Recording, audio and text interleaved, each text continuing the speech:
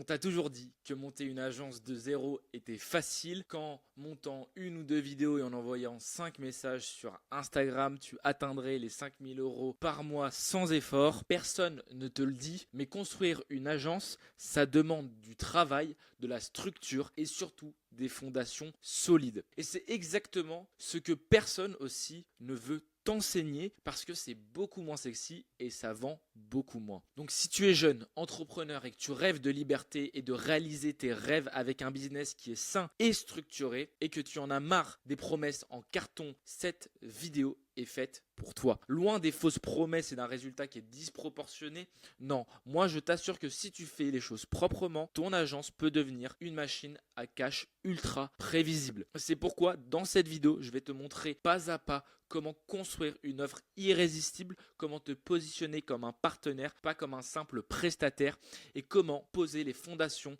de ta future agence CEA. Juste avant de commencer, moi c'est Edgar, je suis devenu libre il y a quelques années grâce à mon business d'agence CEA.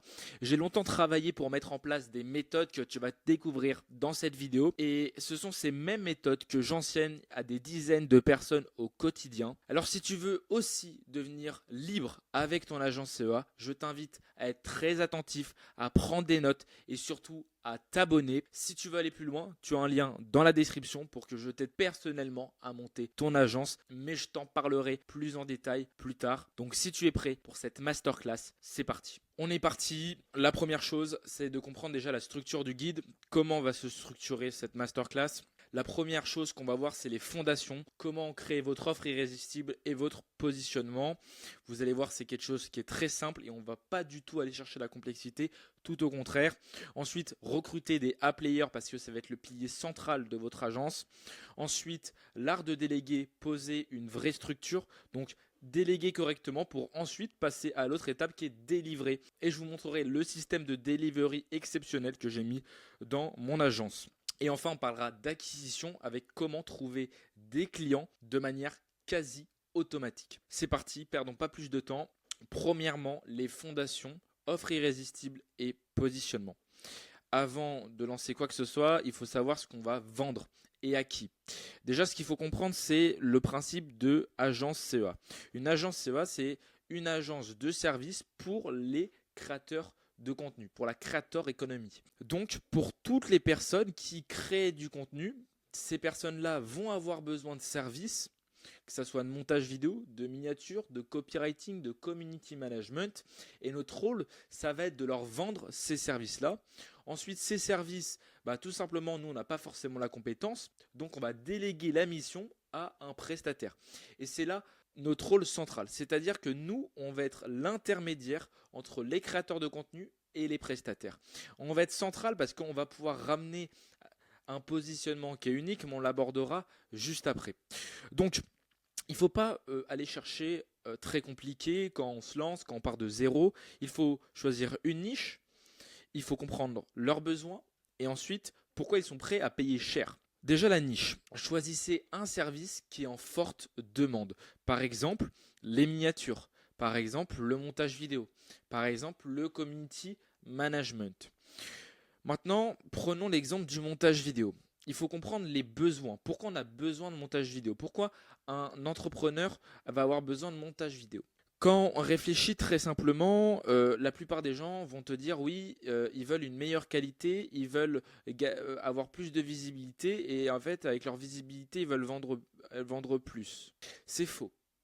Aujourd'hui, quand un créateur va voir un monteur vidéo, c'est d'une pour gagner du temps parce que le montage vidéo c'est une tâche qui prend énormément de temps, donc ils ont besoin de gagner du temps pour pouvoir focus leur temps sur quelque chose d'autre. Donc premier point et premier besoin, gain de temps. Ce temps-là, ils vont le remettre dans leur business, dans l'opérationnel ou dans la partie stratégique ou juste dans la façon de pouvoir créer plus de contenu. Donc en fait, ils vont aller chercher plus d'argent en se libérant les tâches routinières comme le montage vidéo. Donc derrière, ils vont avoir plus d'argent grâce à ce temps-là. Et enfin, il y a le côté branding, c'est-à-dire crédibilité, autorité sur le marché. De belles vidéos, ça ne fait pas faire que plus de vues ou ça ne fait pas que que faire plus joli. Non, le montage vidéo, ça montre une autorité. Tout simplement, pourquoi? Parce que imaginez, vous avez un site web qui est on prend une pizzeria, vous avez sur cette pizzeria un site web qui est dégueulasse, horrible, et de l'autre côté un site web qui est incroyable, qui donne vraiment envie d'aller dans cette pizzeria. Je clique sur Google, c'est la même pizzeria. Quelle est la pizzeria qui a le plus de chances de me convertir? Eh bien, c'est la pizzeria qui a un site magnifique qui donne envie. Eh bien, le montage vidéo, c'est aussi pour avoir de la qualité dans le contenu, avoir aussi tout simplement une meilleure identité et prouver que tu peux me faire confiance, j'ai investi, je fais de la qualité, mon contenu est propre, ma brand est propre, tu peux avoir confiance en moi. Donc ça va vraiment créer de la confiance et derrière, ça va permettre de mieux convertir. Mais ces besoins-là, il y en a pour tout. Et ça aussi, ça va dépendre aussi de l'évolution et de l'étape où on en est le créateur. C'est-à-dire que souvent, l'étape des créateurs, c'est premièrement, j'investis dans le Media Maker, dans les miniatures YouTube parce que ça va avoir un impact extrêmement important sur le nombre de vues et donc le taux de clic de mes vidéos. Donc sur les chiffres et les ventes derrière, ça va avoir un gros impact. Ensuite, une fois que j'ai du chiffre qui rentre en automatique, je vais déléguer le montage vidéo pour faire de meilleures vidéos, pour avoir plus de temps et pouvoir construire quelque chose de plus solide. Et une fois que je fais ça, le montage vidéo, je vais aller regarder pour du community management, la partie script, toutes ces choses-là. Donc, il y a vraiment un étape. Donc, c'est-à-dire que si vous visez un créateur qui a 50 abonnés et que vous allez lui vendre des montages vidéo, ça ne va pas être intéressant. Parce qu'il ne va pas être à l'étape où il va passer ce cap de il fait de l'argent grâce à son contenu, donc il va pouvoir réinvestir plus. Alors que si vous faites des miniatures, vous pouvez aller voir quelqu'un qui a 50 abonnés, 100 abonnés, bref, peu importe. Et enfin, si la personne a 1000, 2000 abonnés et que vous allez la voir pour du community management, ça sera une chance une fois sur 10 non pertinent. Parce que ça va être des stades à partir de 10 000, 12 000 abonnés sur YouTube ou 10, 12 000 abonnés sur YouTube. Moi, je parle là essentiellement sur YouTube parce que les abonnés sont beaucoup plus compliqués à avoir sur YouTube et ils sont beaucoup plus preuve de où en est le créateur, l'entrepreneur, bref, toutes ces choses-là. Et à ce moment-là, il va être dans l'étape de je veux déléguer 100% mon contenu. Donc ça va être hyper important et ça, il faut bien le comprendre pour ensuite passer à la vente. Ensuite, vous allez réutiliser le positionnement CEA. Aujourd'hui, le marché est composé de deux acteurs principaux. Le premier acteur, c'est les freelances. Les freelances, ce qui est trop bien, c'est que c'est pas cher, mais c'est assez peu fiable. Trouver un bon freelance, c'est très, très, très compliqué. Et ça, les créateurs, ils sont confrontés tout le temps, donc il y a énormément de turnover. Et d'un autre côté, si je veux se tourner vers des agences qui sont très fiables, et là, les prix, ils explosent et ça devient hors de prix. Donc, les créateurs, ils se retrouvent le cul entre deux chaises avec deux problèmes majeurs, c'est-à-dire que s'ils veulent de la fiabilité, s'ils veulent un prix pas trop cher, ils n'auront pas forcément la fiabilité qui va derrière, et s'ils veulent la fiabilité, il va falloir mettre un prix trop cher. Et vous, le positionnement de l'agence CEA, c'est le pile entre les deux. C'est de la qualité, de la fiabilité, et ça avec un prix ultra compétitif. Donc en gros, vous proposez des services d'agence à des prix de freelance. Et c'est là où en fait, là où vous pouvez avoir de la concurrence, vous l'effacez totalement. Parce que vous reprenez le meilleur des deux mondes et vous arrivez avec un nouveau positionnement. Ensuite, important, ne pas réinventer la roue. Il faut aller droit au but, faire les choses simples. Ne proposez pas 25 000 options. Concentrez-vous sur un service que vous allez exécuter extrêmement bien. Voilà, ça c'est vraiment les bases d'une offre et un positionnement qui est fort et qui va permettre de vendre. Une fois que vous avez ce positionnement-là, une fois que vous savez quel service vous allez vendre, il va falloir aller chercher les personnes qui vont être compétentes pour réaliser le service. Et c'est ce qu'on appelle l'étape de recrutement des A-players. Un A-player, c'est quoi? C'est un profil pépite. C'est vraiment une personne qui va nous permettre de créer une agence solide, de délivrer correctement, de délivrer de la qualité, d'avoir des prix aussi ultra compétitifs sur les marges qu'on va pouvoir avoir derrière. Et ça va être vraiment ultra important parce que le recrutement, c'est la base de notre business model.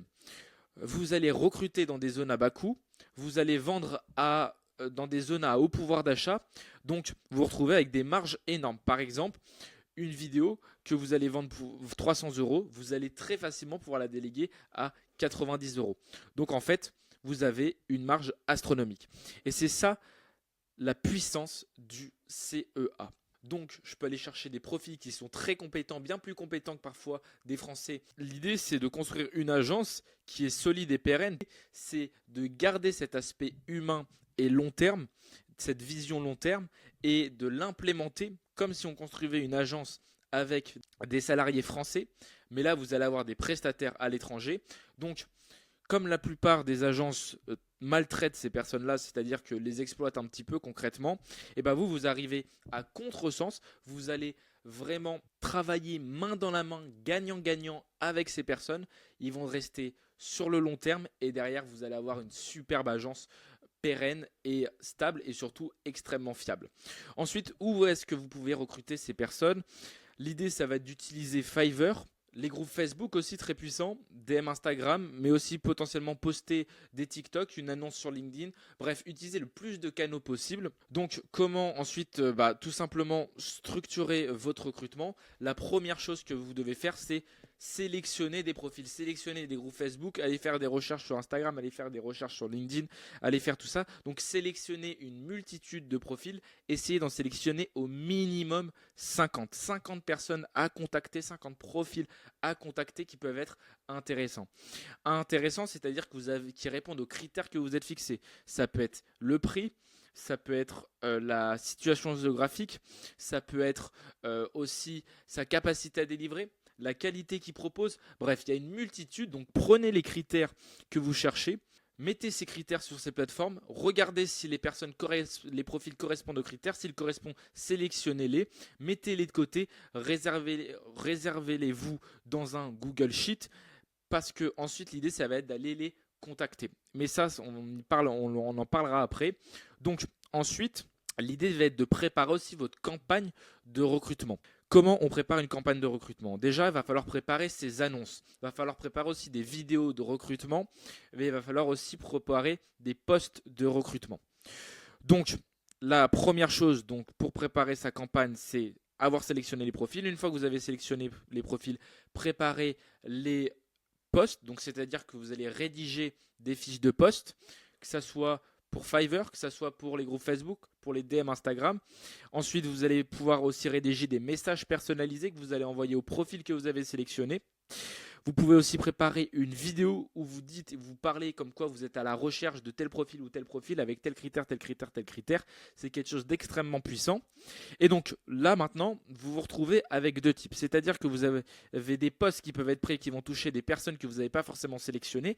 Plus vous avez des personnes que vous allez sélectionner et vous avez préparé des messages pour tout simplement tous les contacter un par un. Une fois que vous avez ça, il faut donc lancer votre campagne de recrutement. Donc, pour lancer votre campagne de recrutement, vous allez faire quoi? Vous allez donc poster votre annonce sur Fiverr, vous allez poster sur des groupes Facebook, vous allez poster votre vidéo sur Instagram, vous allez poster votre annonce sur LinkedIn, vous allez poster votre annonce sur X, vous allez poster votre vidéo sur TikTok. Et donc, vous allez toucher énormément de profils différents. Et c'est ça qui va être extrêmement puissant. Ensuite, quelque chose d'important aussi, ça va être de contacter de manière ultra personnalisée en montrant que vous avez vraiment envie de travailler avec cette personne, les profils que vous avez sélectionnés auparavant. Donc envoyez-les des messages personnalisés, etc., etc. Et ça va vous permettre d'avoir ensuite une base de données entre les personnes qui sont venues vous voir, les personnes que vous avez contactées, qui vous ont répondu, qui sont intéressées. Et ensuite, tous ces profils, vous allez faire une première sélection pour savoir qui correspond et qui répond le mieux à vos critères et aussi est-ce que le feeling est passé. Les personnes qui correspondent le mieux à vos critères, vous allez ensuite les prendre en call de recrutement. Durant ce call de recrutement, vous allez devoir poser les questions que vous avez les questions dont vous avez besoin pour savoir si le profil est adéquat à travailler avec vous, ça peut être donc les prix, sa capacité de deadline, est-ce que le portfolio est cohérent, est-ce que par exemple en montage vidéo je pense à les capacités de stockage, le Wi-Fi, aussi la situation potentiellement politique, bref, toutes ces choses-là, est-ce que toutes ces personnes-là sont prêtes à travailler maintenant, pour combien, pour quand et bref, si la qualité correspond. Donc ça va être l'idée du call, donc voir s'il répond à tous les critères. Le call est aussi là pour vous présenter, pour qu'il se présente, pour faire connaissance et pour comprendre le feeling. Une fois que vous allez raccrocher de ce call-là, vous allez vraiment avoir une idée de est-ce que ce profil, j'aimerais travailler avec lui? Est-ce qu'il correspond à ce que j'attends? Est-ce que si? Est-ce que ça? Et ça va vous permettre d'ensuite faire votre sélection finale de profils. Pour l'idéal, c'est d'avoir 5 profils finaux sélectionnés. Pourquoi 5? Parce que sur ces 5, vous allez toujours en avoir 2 en fait où vous vous êtes trompé. Donc vous allez avoir une équipe de 3 personnes prêtes à travailler correctement et qui charbonnent réellement comme il faut. Donc 3 A players. Donc ça veut dire sur peut-être 100 personnes que vous allez, qui vont vous avoir contacté, que vous allez avoir contacté, et après avec tous les autres, il va vous rester seulement 3 personnes, mais c'est comme ça qu'on trouve des A-players. Et les A-players, ça va être toute la base de votre recrutement, parce que si vos prestataires sont nuls, le service que vous allez rendre est nul et la délivrabilité va être nulle. Donc, vous devez vraiment passer du temps sur cette partie recrutement. Je te fais cette courte pause, il ne reste plus qu'un mois avant 2026, je réouvre 10 places dans mon accompagnement. Donc si tu veux que je t'aide personnellement à devenir libre, comme Mathéo l'a fait, comme Jérémy l'a fait, comme Alexandre l'a fait, je t'invite à cliquer sur le premier lien dans la description. Je sélectionne seulement les profils les plus motivés. Et bien sûr, cette sélection, elle est 100% gratuite. Au mieux, je t'accompagnerai jusqu'à que tu réussisses. Et au pire, tu repartiras avec des conseils précieux pour réussir cette nouvelle année. Je te dis à tout de suite de l'autre côté et nous, on continue la vidéo. Voilà, maintenant vous avez vos équipes qui sont prêtes à travailler. Il faut maintenant savoir déléguer. Déléguer, ça passe par aussi bien intégrer vos prestataires.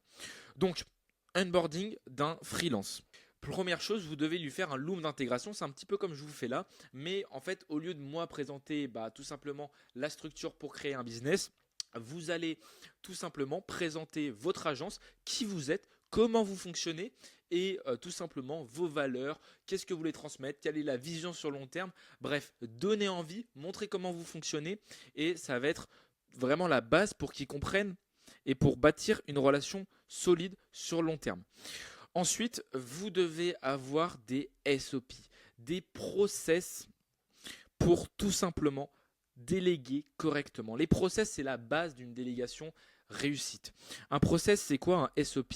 C'est tout simplement, de manière très facile, un mode d'emploi. Ça va permettre d'éviter les erreurs.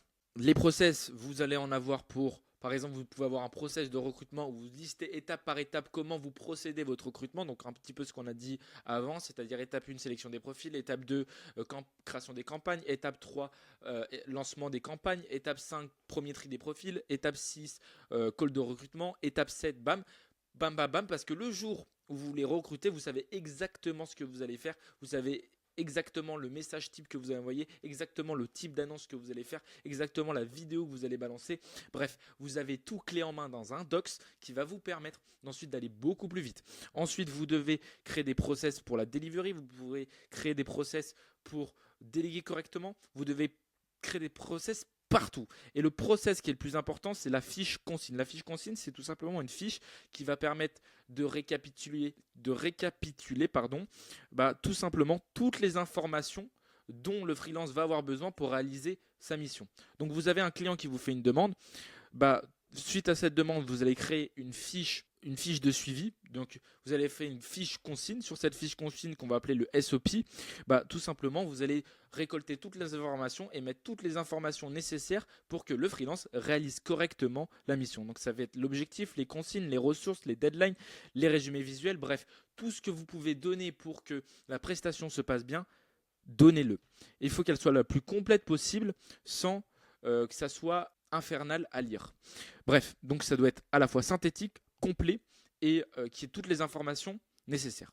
Une fois que vous avez cette consigne, il faut savoir manager correctement, il faut savoir aussi répartir les projets correctement et savoir aussi fidéliser ses monteurs.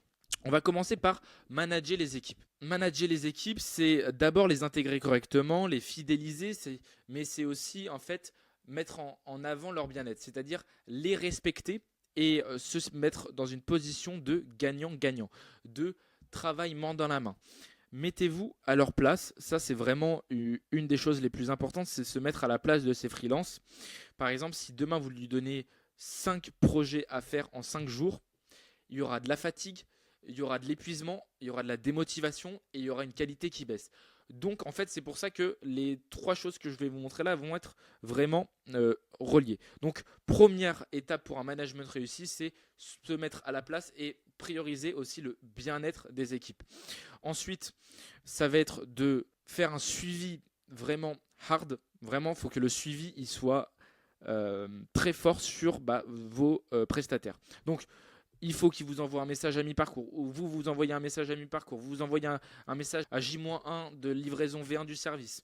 Ensuite, vous allez notamment le sensibiliser sur l'anticipation des imprévus. Vous allez le sensibiliser sur la gestion de problèmes. Vous allez vraiment, l'objectif c'est de prévoir tous les problèmes qu'il peut y avoir pour les éviter et quand il y en a un, de pouvoir le gérer beaucoup plus facilement. Donc ça va être hyper important.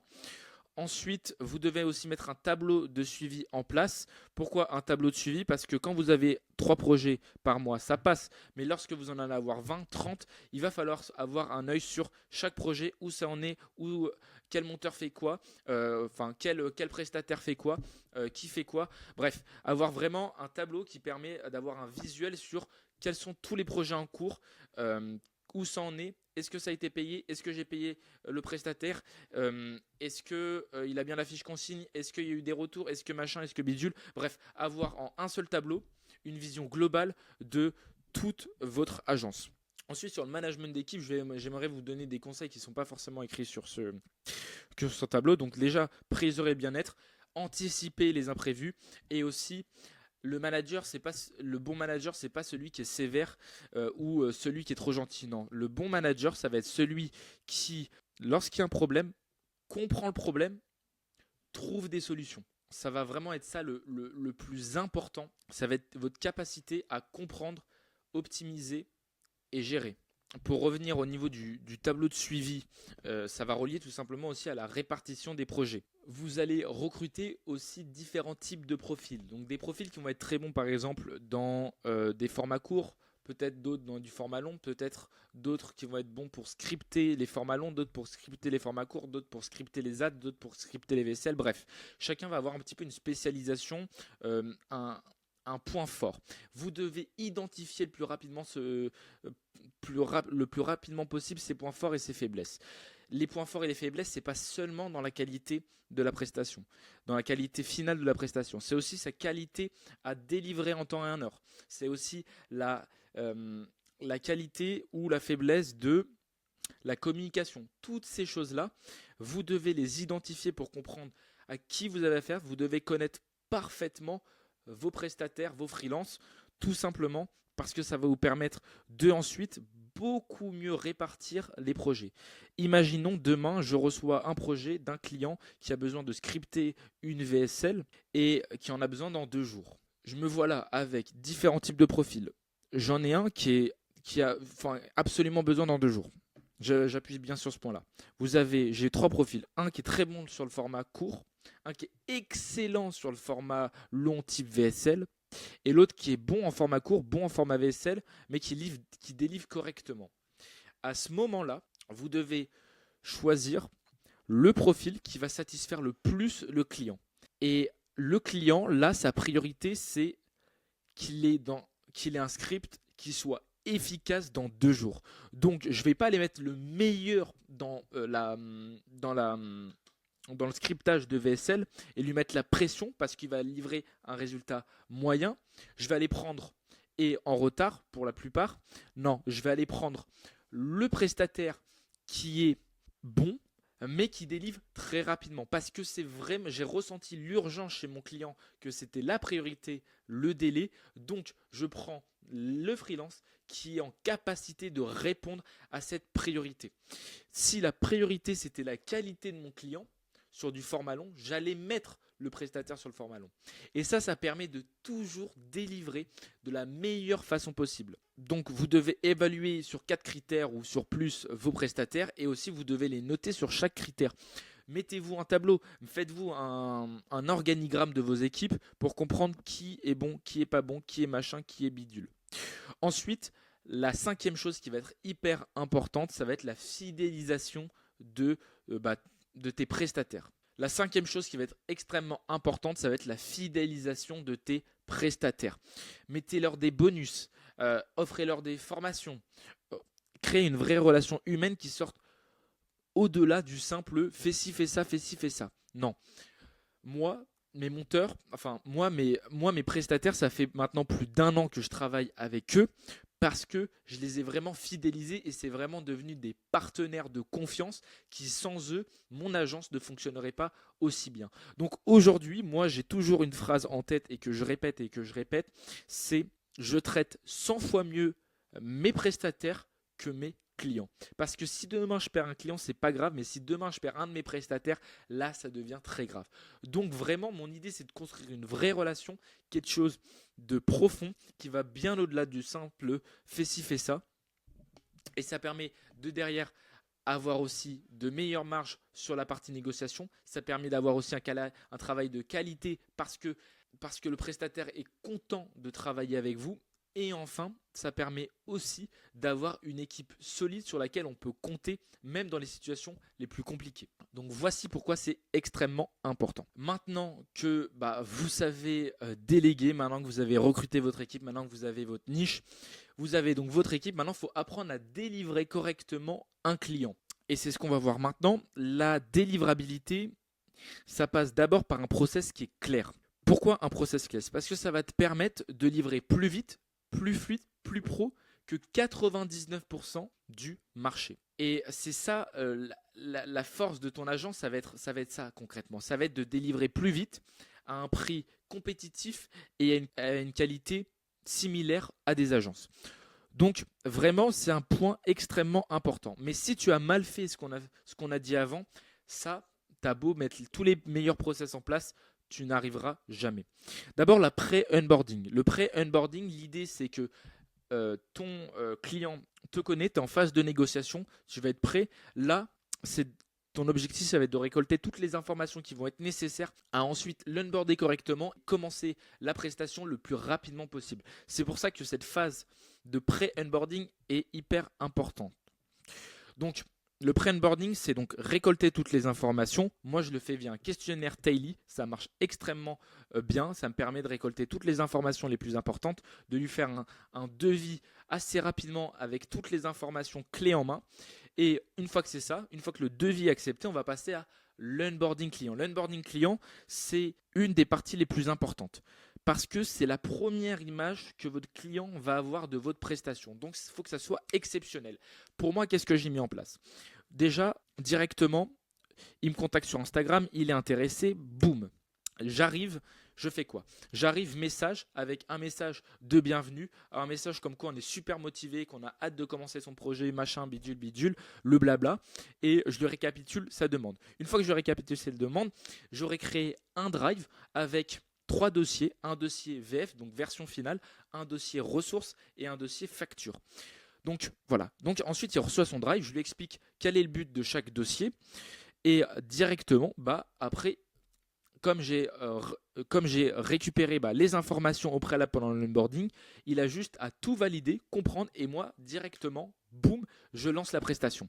Ça veut dire qu'en quelques minutes, vous avez pu qualifier, récolter toutes les informations. Ensuite, l'onboarding, créer une image professionnelle, revalider les informations, vous avez lancé. Et ensuite, dès que c'est lancé, j'envoie un petit message. Oui, c'est bon, on a pu lancer la prestation, on est à fond. Et après, on lui revalide la deadline, machin. Et voilà. Une fois que donc, vous avez fait le pre-onboarding plus l'onboarding du client, l'étape 2, ça va être de faire le suivi de la prestation. Donc, ça passe par des updates réguliers. Ça passe tout centralisé avec des logiciels qui sont simples à utiliser, que ce soit pour vos prestataires, mais aussi pour vos clients. Et donc, comme je vous ai dit, un process simple. Il ne faut pas faire 10 000 messages, il ne faut pas faire 10 000 trucs, non. Parce que le client, il veut aller vite et que ça doit aller droit au but. Il faut avancer très vite pour délivrer vite, fluide. Donc, par exemple, moi, donc, il y a le Drive. Je vais lui envoyer un message donc, quand j'ai lancé la production. Je vais ensuite envoyer un message quand je suis au milieu de la réalisation de la prestation. Et enfin, je vais envoyer un dernier message à J-1 pour valider que la deadline sera bien respectée. Et à ce moment-là, avec juste 3 messages, je lui permets de faire un suivi sans qu'il ait besoin une seule fois de me demander où ça en est. Et ça, c'est vraiment extrêmement important. Ensuite, je vais lui livrer la version numéro 1. Donc, là, vous allez utiliser un logiciel qui est adéquat selon où vous êtes. Par exemple, si par exemple vous êtes MiniMaker, vous pouvez utiliser Drive où on peut mettre des annotations ou un logiciel où on peut mettre directement des annotations entourées, machin, bidule. Bref, un logiciel qui va permettre très facilement de faire des retours et de centraliser les retours pour que la relation entre monteur, vous et client soit la plus fluide possible. Ensuite, vous allez faire la gestion des retours. Vous allez récolter tous les retours, vous allez les regrouper et ensuite, vous allez mettre en place les retours pour livrer la version finale. Et une fois que vous avez livré cette version finale, vous voilà avoir délivré correctement votre service. Donc, vous allez mettre en place les retouches express. Vous allez ensuite donc livrer la livraison finale. Vous allez faire un message clair. On va laisser une impression parfaite. C'est hyper important parce qu'ensuite, on va aller gagner le client, c'est-à-dire qu'on va le faire racheter ou nous recommander. Donc là, l'idée, c'est d'aller récolter du feedback, de faire une proposition ensuite qui long terme et enfin de faire de l'affiliation pour qu'ils nous recommandent pour aller récolter d'autres clients. Et l'objectif, ça va être de transformer un client en 2 clients. Et ça passe vraiment par cette étape d'inboarding. Mais l'inboarding, si tout ce que vous avez fait avant, ça pue la merde, et bah tout simplement, l'inboarding, il va être à chier. Alors que si tout avant, c'était parfait, derrière, votre inboarding, il va être incroyable. Il va être incroyable, il va vous donner un super feedback que vous allez pouvoir faire ensuite reposter sur vos réseaux sociaux pour vous apporter de la social proof. Ensuite, vous allez pouvoir proposer un contrat à long terme, proposer pour qu'il puisse racheter. Et ensuite, troisièmement, vous allez pouvoir faire de l'affiliation, c'est-à-dire récupérer soit un prospect très chaud, soit directement un client dans votre agence parce qu'il vous aura recommandé. Donc maintenant, vous voilà avec tout simplement une équipe solide. Vous savez déléguer les prestations à cette équipe, vous savez délivrer correctement à vos clients. Maintenant, il ne manque plus qu'une chose pour avoir une agence qui tourne, c'est vos clients. Et on se base sur 3 méthodes. L'idée, c'est de ne pas les mettre chacune, d'appliquer qu'une des 3. L'idée, c'est d'appliquer les 3 et de faire qu'elles soient en synergie. La première méthode, la plus classique, c'est le setting. Ensuite, c'est la création de contenu et enfin l'effet multiplicateur. Donc, premièrement, le setting. L'idée, c'est de convertir en DM. Ensuite, ça va être d'identifier des prospects, à faire des DM qui sont non agressifs, de qualifier et ensuite de faire potentiellement préparer des scripts à envoyer directement aux personnes. Ensuite, je vais tout le détailler après, mais je veux que vous le compreniez et qu'ensuite on construise la synergie ensemble. Ensuite, la création de contenu. Là, vous allez utiliser 3 types de contenu. Tofu, Bofu, Bofu. Ensuite, vous allez utiliser le plus de plateformes possibles et vous allez comprendre ensuite les algorithmes pour pouvoir les utiliser à votre avantage. Des idées simples, des avant-après, de l'analyse de créateurs, des cas clients, des formats business viraux. Bref, des formats qui vont vous permettre de mettre en avant vos services, de mettre en avant votre expertise, votre autorité. Ensuite, la méthode 3. L'effet multiplicateur. Là, ça vient quand vous avez réussi à acquérir votre client. L'idée, ça va être de le fidéliser et d'aller chercher de la recommandation pour avoir un effet cumulatif et multiplicateur. Maintenant, je vais boire un petit coup et après, on va attaquer plus en profondeur. La base de votre acquisition, ça va être votre création de contenu. Pourquoi ? Parce que d'une, ça va être votre vitrine. De 2, ça va vous apporter de la visibilité. Et de 3, ça va vous apporter de l'autorité. Visibilité pour Tofu. Tofu, c'est le top of the funnel. Donc en haut du funnel, l'idée, c'est de faire des contenus qui vont attirer du monde, du trafic sur vos réseaux. Ensuite, le Mofu, l'idée, c'est d'aller créer de la confiance, créer de l'autorité, créer de l'expertise. Et le Bofu, ça va être tout simplement faire acheter. Le Bofu, ça va être d'aller faire acheter, donc bottom of the funnel, et Mofu, c'était middle of the funnel pour le milieu du funnel. Les plateformes, vous allez utiliser YouTube, vous allez utiliser TikTok, vous allez utiliser Instagram, vous allez utiliser Facebook, vous allez utiliser X, vous allez utiliser LinkedIn. Bref, le plus de plateformes possible parce que en fait, vous allez démultiplier le nombre de canaux où on peut vous trouver. La création de contenu. Vous allez par exemple en Tofu faire tout simplement des formats business viraux, des avant-après. En Mofu, vous allez faire de l'analyse de créateurs. Vous allez mettre en place, montrer ce que vous avez fait. Donc, vous montrez votre travail. Et en Bofu, vous allez faire du cas client avec notamment beaucoup de social proof. Donc, vous allez soit discuter avec un client, soit montrer ce que vous avez fait pour un client, soit directement faire de la séquence de story sur Instagram avec de la social proof. Une fois que vous avez fait ça, ça va vous ramener déjà de la visibilité, mais aussi des interactions, des gens qui vont liker votre contenu, qui vont le commenter, qui vont s'abonner. Et ça, c'est vos prospects numéro 1. Ces gens-là, vous devez les contacter, vous devez comprendre pourquoi ils ont liké, pourquoi ça les intéresse, pourquoi ils se sont abonnés, tout ça. Essayez d'aller comprendre en n'envoyant pas un message de oui, achète, non. Oui, pourquoi. Ok, pourquoi. Ok, d'accord, ok, très bien. Vous allez construire de la relation, vous allez qualifier et ensuite vous allez vendre de manière beaucoup plus vite parce que en fait, il y aura vraiment un besoin. Et s'il n'y a pas de besoin, ça ne sert à rien de vendre. Juste donner de la valeur et vous verrez qu'à un moment ou un autre, ils vont retourner vers vous.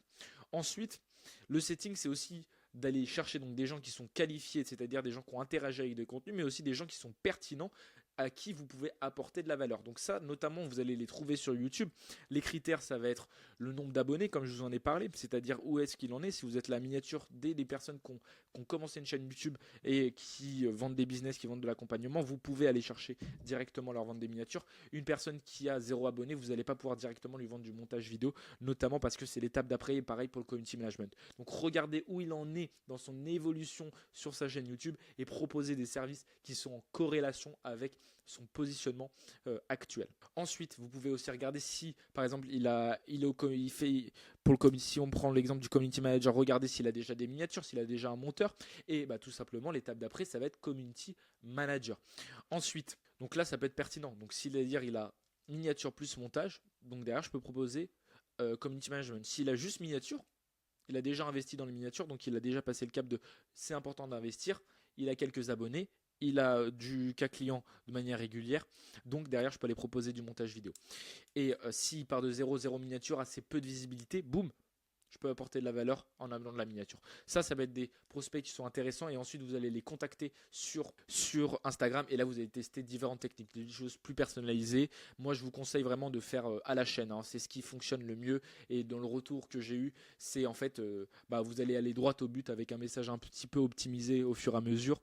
Et en fait, ces personnes-là, on va pas essayer de comprendre pourquoi ils ont interagi avec nos contenus. Non, là, c'est d'aller droit au but. Vous comprenez, boum, boum, ensuite directement, ils cliquent sur votre profil, ils voient ce qu'ils font, ils voient ce que vous faites, il aime pas, boum, ok, il a aimé, il achète. Point final. Vraiment, n'allez pas perdre votre temps à essayer d'optimiser des messages, à créer des choses personnalisées. Non, allez droit au but. Si vous êtes monteur vidéo, je suis monteur vidéo, machin, bidule, machin. Bref, en gros, la structure, c'est monteur vidéo, qu'est-ce que vous pouvez lui apporter, et ensuite, votre preuve. Bam. Et c'est réglé. N'allez pas chercher plus compliqué que ça. Donc maintenant, vous avez acquis vos clients grâce à la création de contenu, grâce au setting, et l'idée, c'est que vous avez délivré parfaitement vos clients.